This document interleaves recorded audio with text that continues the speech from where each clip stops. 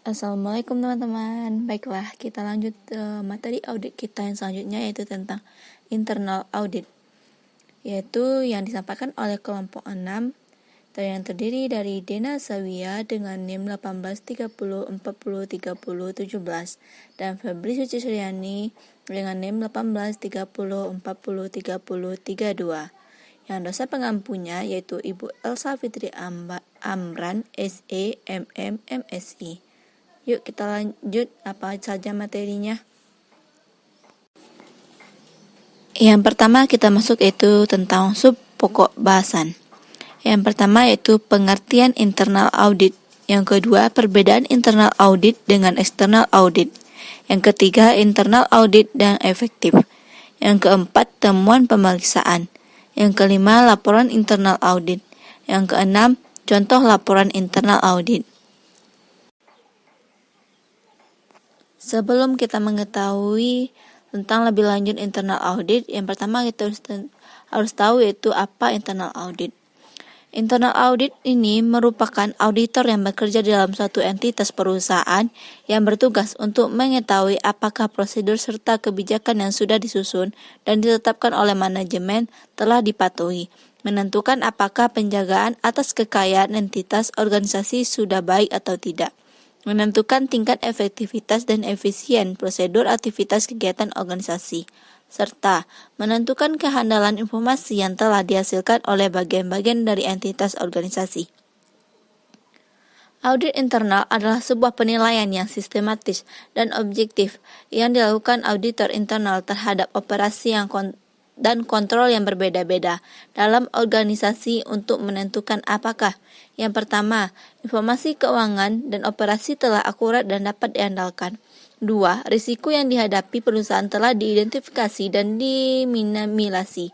Yang ketiga, peraturan eksternal serta kebijakan dan prosedur internal yang biasa diterima. Yang keempat, kriteria operasi yang memuaskan telah dipenuhi. Yang kelima, sumber daya telah digunakan secara efisien dan ekonomis.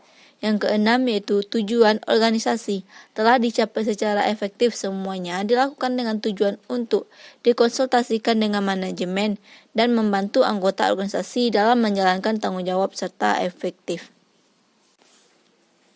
Selanjutnya yang harus kita ketahui yaitu tentang perbedaan internal audit dengan external audit. Yaitu internal audit dilakukan oleh auditor internal yang merupakan orang dalam perusahaan atau pegawai perusahaan. Kalau yang auditor eksternal itu dilakukan oleh auditor eksternal kantor akuntan publik yang merupakan orang luar perusahaan. Perbedaan yang kedua yaitu pihak luar perusahaan internal menganggap auditor internal tidak independen. Sedangkan auditor eksternal adalah pihak yang independen. Yang ketiga yaitu tujuan pemeriksaan adalah untuk membantu top manajemen, middle manajemen, dan lower manajemen dalam melaksanakan tanggung jawabnya dengan pemberian analisis penilaian. Sedangkan external audit yaitu tujuan pemeriksaannya adalah untuk dapat memberikan pendapat mengenai kewajaran laporan keuangan yang telah disusun oleh manajemen perusahaan.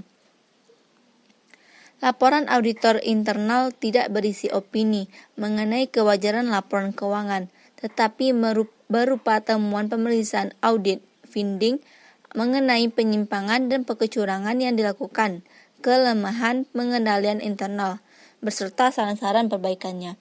Sedangkan laporan auditor eksternal berisi opini mengenai kewajaran laporan keuangan.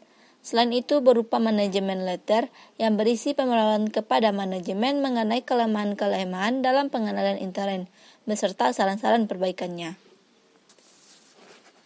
Lanjutannya yaitu pada audit intern, pelaksanaan pemeriksaannya berpedoman pada internal audit standar yang ditentukan oleh Institute of Internal Auditor atau norma pemeriksaan intern yang ditentukan oleh BPKP atau BPKP dalam norma pemeriksaan Satuan Pengawasan Intern BUMN atau BUMD oleh SPI atau Institut Akuntan Publik Indonesia belum menyusun standar pemeriksaan intern.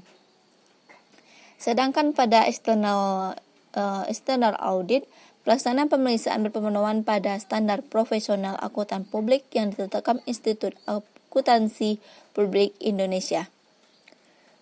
Pemeriksaan pada intern audit itu dilakukan lebih rinci dan memakan waktu sepanjang tahun karena auditor internal mempunyai waktu yang lebih banyak di perusahaannya. Sedangkan pada external audit, pemeriksaan eksternal dilakukan secara sampling karena waktu yang terbatas dan akan terlalu tinggi audit fee jika pemeriksaan dilakukan secara rinci. Pada internal audit, pimpinan atau penanggung jawab pemeriksaan intern tidak harus seorang registered akuntan. Sedangkan pada external audit, pemeriksaan ekstern dipimpin oleh penanggung jawabnya adalah seorang akuntan publik yang terdaftar dan mempunyai nomor register atau register public accountant. Next, yaitu tentang audit yang efektif. Beberapa faktor yang harus diperhatikan untuk dapat bekerja secara efektif yaitu: yang pertama, memadai regulasi, wewenang, dan manajemen. Yang kedua, secara terus-menerus harus disupport oleh manajemen. Yang ketiga, staf dengan kemampuan yang cukup secara individu dan mempunyai pola pikir yang sesuai dengan keinginan manajemen dan dapat berhubungan atau berkomunikasi dengan baik. Bila perusahaan ingin memiliki audit eksternal yang efektif dan tangguh, maka top manajemen haruslah yang pertama, menempatkan departemen ini pada posisi yang independen. Yang kedua, memberikan gaji dan insentif yang menarik bagi auditor intern. Yang ketiga, memberi waktu yang cukup untuk mendengar dan mempelajari laporan-laporan yang disampaikan auditor intern. Yang keempat, melakukan perbaikan berdasarkan saran-saran yang diajukan auditor intern. Yang kelima, mengharuskan auditor intern meningkatkan kemampuannya dengan melaksanakan kuntik profesional evaluation. Misalnya, ingin meningkatkan kemampuan di bidang akuntansi keuangan, bisa memanfaatkan jasa pelatihan khusus akuntansi secara periodik, biasanya 4 tahun sekali. Kegiatan departemen ini harus dievaluasi oleh pihak independen. Selanjutnya yaitu temuan pemeriksaan. Sebagaimana telah dibahas panjang lebar mengenai pengertian audit internal adalah pemeriksaan oleh internal audit perusahaan terhadap A. Laporan keuangan, neraca, laporan laba rugi, laporan perubahan modal, laporan arus kas, dan catatan atas laporan keuangan. B. Pencatatan akuntansi perusahaan. C. Ketaatan terhadap peraturan perusahaan, pemerintah, dan ikatan profesi. Hasil pemeriksaan audit internal disimpulkan dan didokumentasikan dalam list of audit findings. Kesimpulan positif bisa menyatakan tidak ada masalah yang ditemukan. Bisa juga menyebutkan kebaikan pengendalian internal yang terdapat di salah satu bagian yang perlu diterapkan di bagian lain. Temuan negatif memberitahukan kepada manajemen masalah-masalah yang ditemukan yang memerlukan tindakan perbaikan dari manajemen perusahaan. Tujuannya untuk mencegah kerugian-kerugian yang timbul akibat masalah tersebut. Berikut ini contoh jenis indikasi penyimpangan dan kecurangan fraud and collusion yang sering terjadi dan dapat merugikan perusahaan, yaitu bagian 1, mencuri sebagian perangko yang dimiliki di perusahaan. 2, mencuri barang dagangan, peralatan kecil, perlengkapan kantor, dan peralatan kerja lainnya. 3, mengambil sejumlah kecil uang kas dari cash register. 4, tidak mencatat sejumlah penjualan dari barang dagangan dan mengambil uang hasil penjualan itu. 5, membuat saldo kas pada cash register dan uang kas berlebih dengan mencatat lebih rendah dari nilai sebenarnya, agar kelebihan kas itu nantinya tidak diambil. 6, pembebanan yang berlebih pada biaya perjalanan atau memakai uang muka perjalanan untuk kepentingan pribadi. 7, melakukan lapping pada penagihan piutang. Pengertian lapping adalah penyimpangan yang terjadi karena adanya pegawai yang merangkap tugas sebagai pencatat penagihan piutang sekaligus sebagai penerima uang pembayaran piutang dari pelanggan. 8, menyimpan pembayaran piutang dari pelanggan dan membuat bukti penerimaan pembayaran uang yang tidak sah atau bukti buatan sendiri. 9. Menerima pembayaran tagihan dan mengambil uangnya untuk kepentingan pribadi dan tidak melaporkannya ke perusahaan. 10. Melakukan pengkreditan untuk klaim pelanggan dan return penjualan yang sebenarnya tidak terjadi. Selanjutnya yaitu bagian 2. 1. Membebankan pada pelanggan uang yang dicuri. 2. Tidak melakukan setoran ke bank setiap hari atau hanya menyetorkan sebagian dari uang yang seharusnya disetor. 3. Mengubah tanggal pada bukti setoran untuk menutupi penggelapan uang. 4. Melakukan pembulatan setoran untuk menutupi kekurangan yang mungkin terjadi pada akhir bulan. 5. Pada daftar gaji, mencatat adanya kerja lembur yang sebenarnya tidak ada, menaikkan tarif kerja per jamnya atau menambah jumlah jam kerja yang dilakukan. 6. Pegawai yang sudah berhenti tetap dimasukkan dalam daftar gaji. 7. Memalsukan adanya penambahan pada gaji yang harus dibayarkan, menahan gaji yang belum diambil. 8. Menghancurkan, mengubah, atau membatalkan bukti penjualan tunai dan mengambil uangnya. 9. Menahan tanda terima penjualan tunai dengan menggunakan perkiraan pelanggan yang tidak benar. 10. Mencatat unwarranted cash discount. Bagian 3. 1. Memperbesar jumlah bukti pengeluaran kas kecil atau memperbesar total pengeluaran melalui kas kecil pada saat pengisian kembali kas kecil tersebut. 2. Memakai bukti pengeluaran pribadi pada saat mempertanggungjawabkan biaya perjalanan dinas. 3. Memakai kopi voucher yang sudah pernah dipakai sebelumnya atau menggunakan voucher periode sebelumnya yang sudah diotorisasi dengan mengganti tanggalnya. 4. Membayar tagihan palsu yang dibuat sendiri atau dengan bekerja sama dengan pihak lain. 5. Memperbesar jumlah invoice yang dilakukan dengan cara kolusi. 6. Membebankan pembelian pribadi pada perusahaan dengan jalan penyalahgunaan purchase order. 7. Membebankan nilai dan barang dagangan yang dicari pada pelanggan fiktif. 8. Mengirimkan barang hasil curian kepada anak buah atau keluarga di rumah. 9. Memalsukan nilai persediaan untuk menutupi pencurian atau kelalaian yang dilakukan. 10. Mengambil cek yang seharusnya dibayarkan pada perusahaan atau pada supplier. Selanjutnya yaitu bagian 4. 1. Memperbesar jumlah cek yang dibatalkan untuk menutupi jurnal-jurnal palsu. 2. Memasukkan ledger sheets yang fiktif.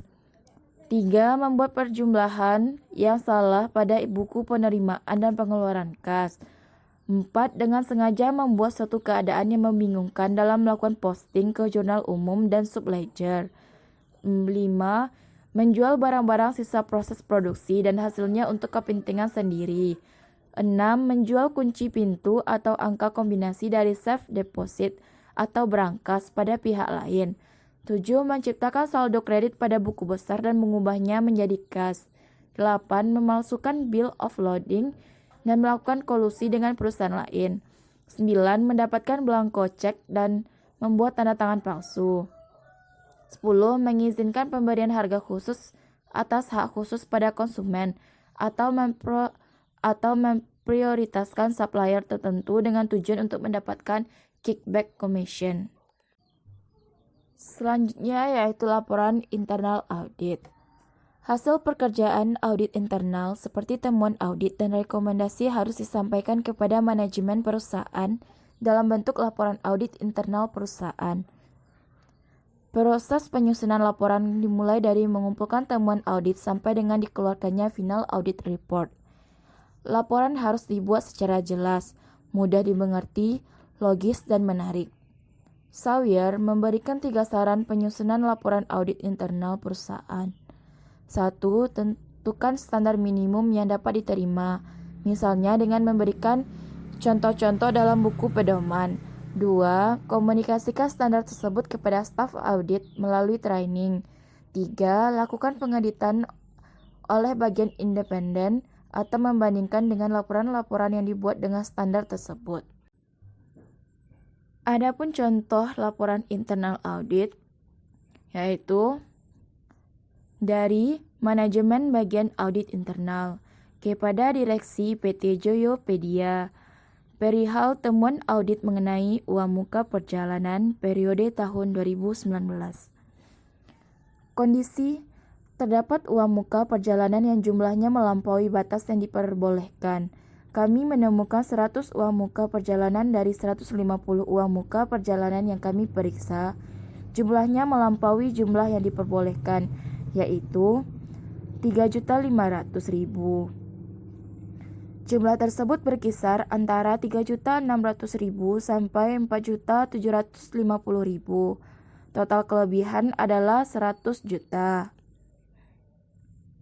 Kriteria: kebijakan tertulis dari Direktur Keuangan menyatakan bahwa uang muka perjalanan dinas maksimum yaitu Rp3.500.000. Penyebab: Kepala Bagian Keuangan memberikan uang muka berdasarkan formulir permintaan uang muka yang sudah diotorisasi oleh Marketing Sales Supervisor. Otorisasi dari supervisor biasanya diberikan dengan mudah, tanpa memperhatikan batas maksimum yang bisa diberikan. Akibat, banyak salesman yang meminta uang muka perjalanan melebihi jumlah yang dibutuhkan dan mempertanggungjawabkannya sering terlambat. Bahkan, ada salesman yang sudah berhenti, tapi masih belum mempertanggungjawabkan uang mukanya. Komentar manajemen: bagian akuntansi akan menindaklanjuti masalah uang muka perjalanan dinas yang melampaui jumlah maksimum dan yang lama belum dipertanggungjawabkan. Supervisor akan diinstruksikan agar lebih ketat dalam mengotorisasi uang muka perjalanan. Surabaya, 28 Februari 2018. Budi Hermawan, Audit Manajemen. Audit Manager. Thank you. Sampai jumpa pada presentasi selanjutnya.